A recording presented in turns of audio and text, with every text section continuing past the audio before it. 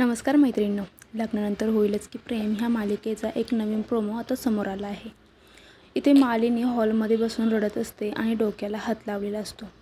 तो युग तेवढ्यात तिथे येतो आणि म्हणतो, आई काय झालंय ग, का रडते आहेस तू, का स्वतःला त्रास करून घेते? तर लगेच मालिनी म्हणते, अरे हे बघ ना, आपल्या आनंददादाने झोपेच्या गोळ्या घेतल्या। हे ऐकल्यावरती युगला खूप वाईट वाटतं। तो म्हणतो, का काय झालं असं? तर तेवढ्यात नंदिनीही तिथे येते। ती म्हणते, काय झालं आई?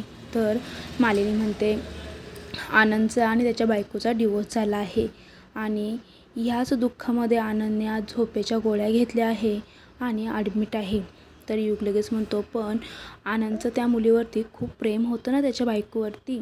तर मालिनी म्हणते, हो ना, पण तिचं आनंदवरती कधीही प्रेम नव्हतं। तिचं तर तिच्या कामातील बॉसबरोबर किती दिवसाचं तरी अफेअर चाललेलं होतं।